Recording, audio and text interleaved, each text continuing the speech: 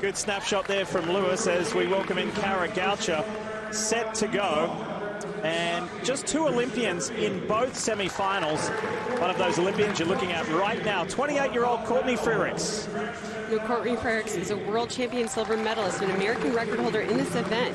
But she still struggles with dealing with the pressure and expectation that come from having that success. She started seeing a sports psychologist a couple years ago to work on managing all of this. But the surprise she had when she won that silver in 2017 was pretty epic. It was all over her face. That is a reaction. That's shock, and that is joy. You know, she's really worked on, enjoying the process, being in the moment. She had some hiccups earlier this year with a hamstring, but she's healed now, and she's been gaining momentum with every race she goes out for. The way it'll work for the women's 3000 steeplechase first heat is the top 5 will automatically qualify to the final, and then the next 4 fastest times. You'll see Emma Coburn in the next heat coming up, but we're away for the first one. For 7 laps of Hayward Field, 28 barriers in total, and 3,000 meters. They don't see a barrier at the beginning of the race, which is good because they're so bunched. They're straight off the line here, and that could be trouble. So they have it flat for a little while before those barriers start, so they have the chance to get the nerves out and separate a little bit on the track. So how does Courtney Frerichs play this? Because for everybody else, they're looking at Courtney, right, in this heat. So they're saying, if I need to have a chance, I've got to be somewhere near Frerichs. Yeah, the last race that she ran, she went out fairly conservatively and then really cut down those last 2 laps. So she's confident in what she can do. People around her know she is going to get through unless something really bad happens. Courtney Frerichs is going through. She's so controlled. She's such a beautiful hurdler. So they're kind of watching her, playing off her, and she knows that she's sort of controlling this race at this point. It very easily rolled off the tongue for so long. Emma Coburn, Courtney Frerichs, Colleen Quigley. If you haven't heard the news, Colleen withdrew from the US Olympic track and field trials. She said that her body just isn't ready at the moment. It's not right. She needs to give herself a rest and recover, big picture-wise, right? So for many, they've been talking about that really opens up that 3rd spot. If you were to say, right, Frerichs and Coburn, they're going to go to Tokyo, nothing's a guarantee, but if you speak like that, then that puts a wide open position on that 3rd spot. There was just a spill in the race. I don't see Courtney Frerichs anywhere up there. Maybe she fell back. She's in the back. There she is. She's right at the back. On the left-hand side, let's take a look. Watch the second runner. Hip 10, got tripped. Wow. Looks like Wilson tripped her up a little bit and she went down and she was actually trampled by some other people. Now she needs to keep the nerves calm. This is totally within her capability to work her way back. Don't do anything too quick. Let the nerves settle. This is just shot adrenaline through her system, but she knows she can work her way back up. We see Maddie Borman of the University of Colorado leading now. She was second in the NCAA championships as a freshman. 4 years went by before she ran another steeple. She struggled with injuries, and this year, 4 years later, she ran a steeple and qualified for the Olympic trials. And we see Courtney Frerichs is right back there now in the pack. Chrislyn Gear has been running well at the front. And so too has Borman. It's Maddie Borman who is in front there on the right. And already Courtney Frerichs has recovered to make her way back to be running 3rd after being on the ground a lap ago. I think they're running so conservatively that she was able to just jump back in. If that were a final, that might be a different situation. But now she just needs to stay calm. It's easy for her to get back in, but she did have that huge surge of adrenaline, which now will probably make her feel a little lull. And so now she just needs to manage all of that as she goes through here. She's perfectly capable of getting through here, even with the fall. She needs to manage what just happened and focus on getting through. Slots in alongside Grayson Murphy. I think it was Murphy who tagged her a little earlier when she went down. So 5 laps to go in the women's 3000 steeplechase first heat. We're going to take a quick break. You won't miss a thing.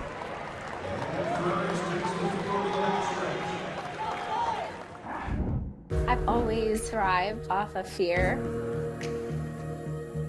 In gymnastics, there's no limits.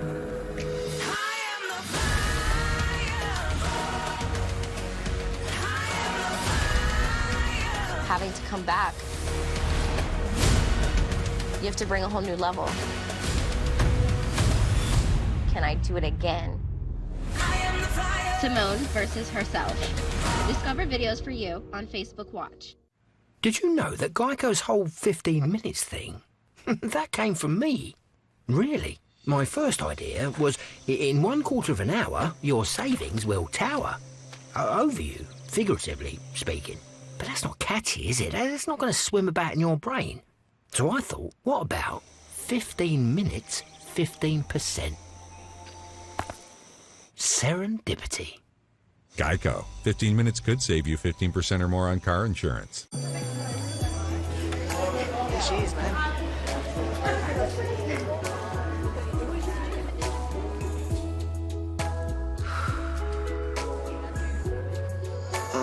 Hey, Maya. Hey, Mike. I was thinking if you want to go to the school dance with me. Yeah, totally. Experience the moment from anywhere. Toyota. Start your impossible.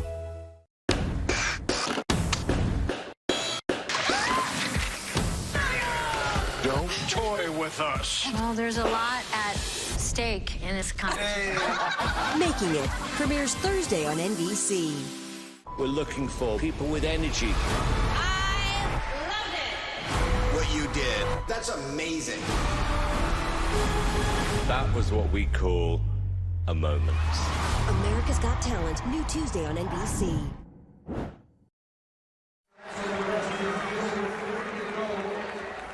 You join us with 3 laps to go in the women's 3000m steeplechase. It's the first heat, and Courtney Frerichs, the American record holder, leads the way. She has been clocking about 80 to 85 miles of work a week at altitude in Park City, Utah, to get her ready for these US Olympic trials. She's had a fall early in this race and able to make her way back. She leads Marissa Howard, Courtney Wayman, Val Constein, Grayson Murphy, and the first we've seen of Ali Ostrander.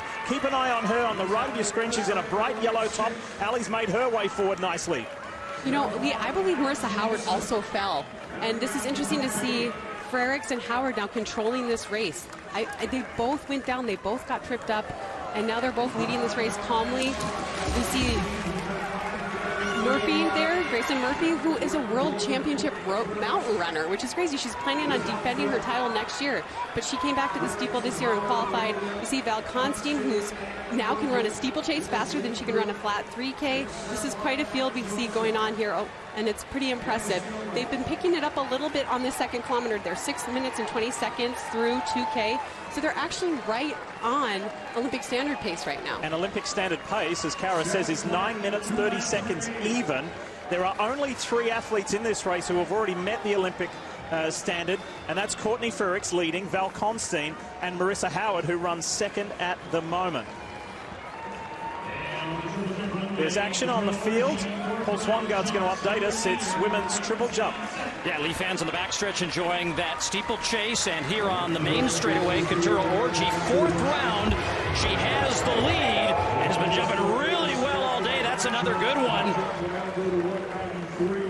As they call her KO, she's got a great head-to-head battle in this discipline with Tori Franklin, the Michigan State grad. Franklin now currently in second. They say they put about 15 times body weight on their legs when they're going through those 3 phases of the jump. And still waiting for that mark for Orji. Not an improvement, but she has the lead going to round 5. Lee? The women in the 3000 steeplechase are going to hear a very nice sound here shortly. They are coming to the bell lap. 1 to go. Courtney Frerichs leads. Marissa Howard and Courtney Wayman are having a good scrap over second. Wayman, who won the 3000 at the 2021 NCAA Championship indoors, by the way, she eases her way up into second. And then Grayson Murphy is now pressuring. Keep in mind, top 5, these 5 women will advance to the final if they stay where they are. You know, Lee, this is interesting. They're running really close to Olympic standard pace. Of course, you have to be in the top 3 in the final and have the Olympic standard to advance to the Olympic Games. You know, Wayman and Murphy don't have that standard, but they're running 2 and 3 right now. This might be an opportunity for them to clench that standard as they head into the final. Val Constantine has had a nice run, really nice run, the 25-year-old from Edwards, Colorado. She's the 4th from the left. Now here comes Murphy. On their way home, that's the final water jump. And Murphy has moved into the lead in this opening heat. Grayson Murphy, the 25-year-old from Salt Lake City, Utah. A long history in trail running. Now she's going to have some nice history at the U.S. Olympic trials. She's going to run the Olympic qualifying standard, 9:25.37. Terrific run. That's well inside the Olympic standard of 9:30. That was a great run by Murphy. She saw the opportunity. She doesn't have the standard. She saw the opportunity as the race was closing fast enough. And Wayman also went for it and earns that Olympic standard, which is such a difference heading into the final. As they came around here, you know, Murphy could see that clock, and she thought, I have to go for it. You know, I really have to get up there and make sure. You could saw right there, she looked down, she actually dug deep to go get that standard. And Wayman saw that she could get it as well, so she had to go by Frericks here and run down the line because she needs that standard as well. Really great, brave running by those two women. And Courtney Frericks, you could see there just race management, checking around, looking around. She knows all she needed to be was in the top 5. Great run from Courtney Wayman there in the BYU top. To pick up second. And in fact, what have we got? 1, 2, 3, 4. The top 4 women all inside the Olympic qualifying standard. Nice work. Heat 1 done. Grayson Murphy with the win. And as we mentioned, well inside Olympic qualifying standard. You see the 5 Qs there on the graphic. That designates auto. She currently leads the competition. Lee? What a treat.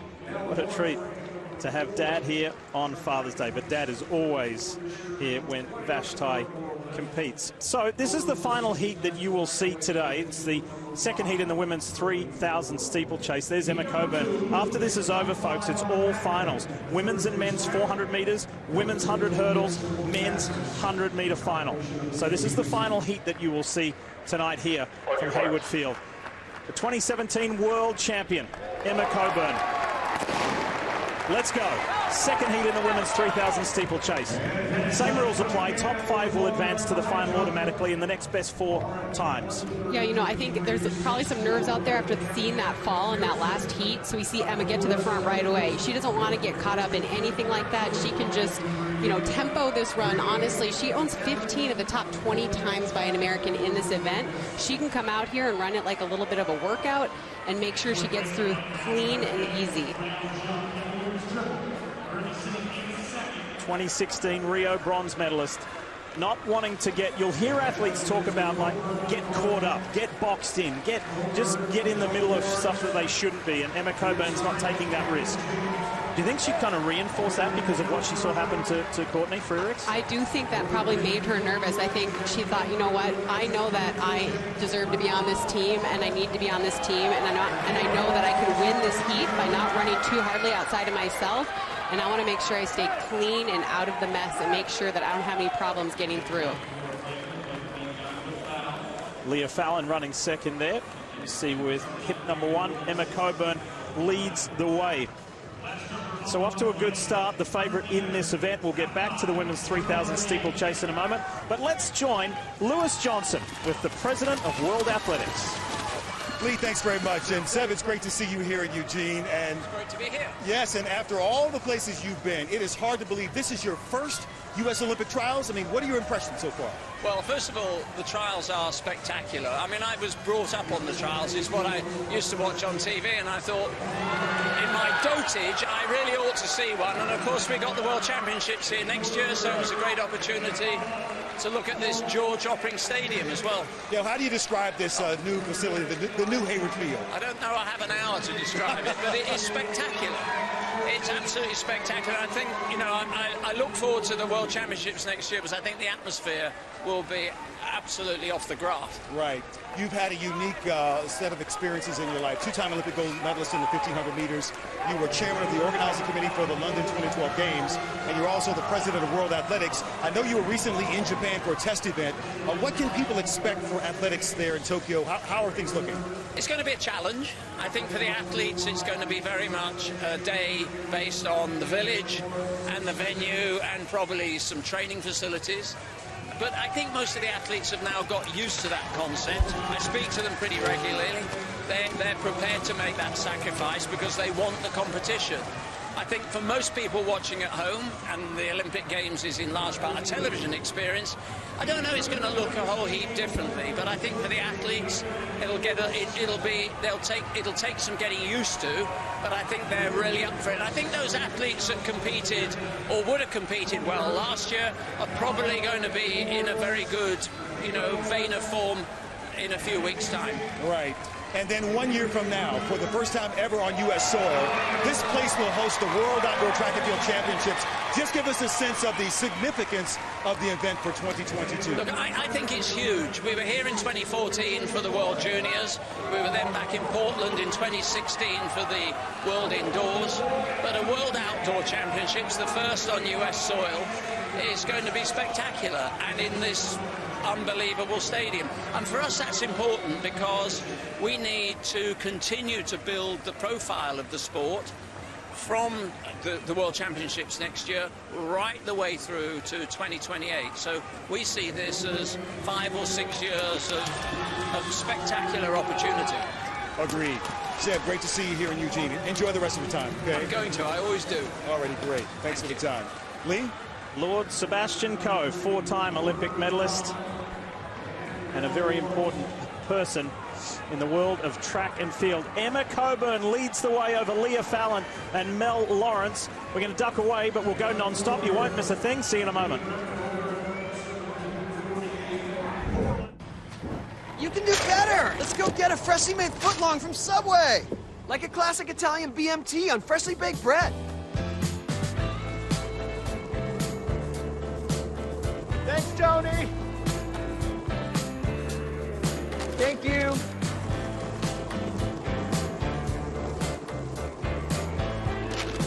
Choose better, be better. And now buy one sub, get 150% off in the app. Subway, eat fresh. We've all felt this gap, the distance between what is and what could be. While he's tapping into his passion, the U.S. Bank mobile app can help you tap your way to your savings goals without missing a beat. So you can feed his passion. Earplugs not included.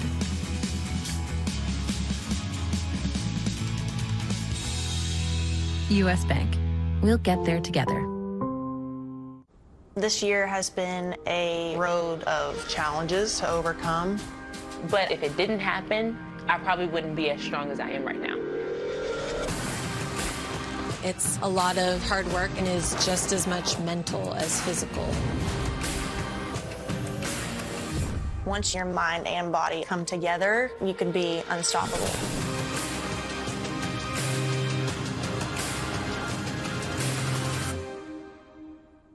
The only thing more frightening than being chased by an eagle, a bear, or a gator is being chased by all three. Meet Caleb Dressel. He's the fastest swimmer in the world. This summer in Tokyo, the only thing he's chasing is gold.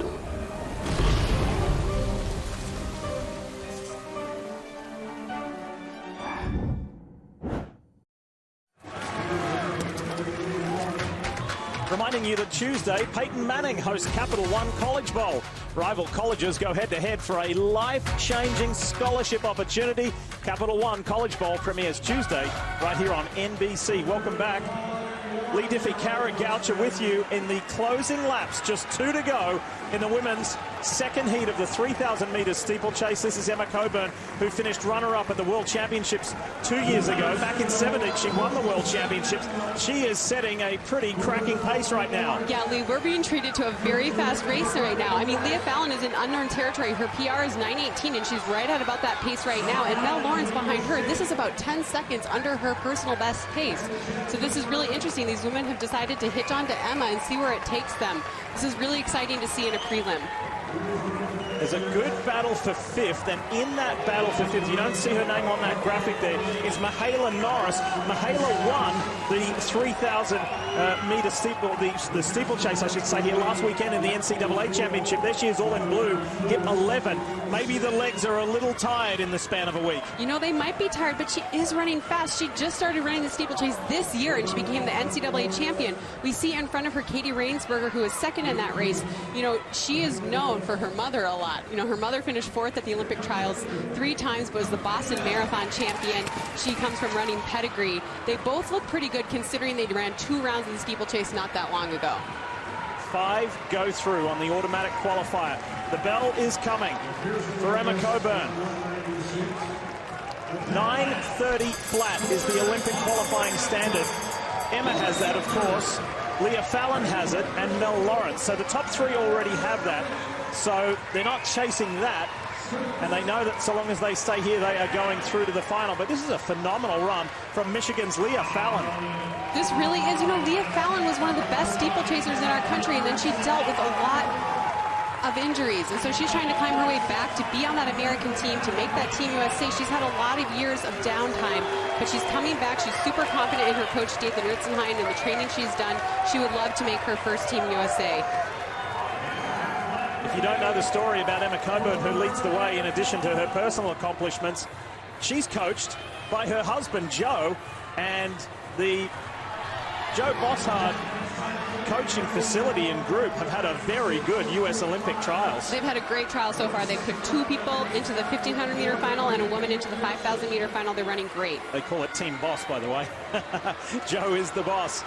So Emma Coburn on her way home. There is no surprise here. She's the best steeplechaser in the land, and she's going to win the second heat in 9:21.33. She goes through to the final. So too does Leah Fallon. Yeah, nice run. Really nice run. And then Mel Lawrence will come across for third. And I think that Michaela Norris has got it. Did she get that top 5? I think she did. She sure did. So did Katie Rainsberger. So we have 2 collegiate athletes moving on to the final here in this women's steeplechase. That's super exciting.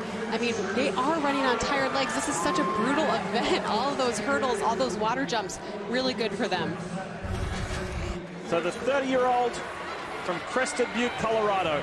She grew up, born and raised at high altitude. Perfect for a distance runner and a steeplechaser. And Emma Coburn wins the second heat to go right through to the final. So composed, she always is. She knows this event well. She really owns it in the United States.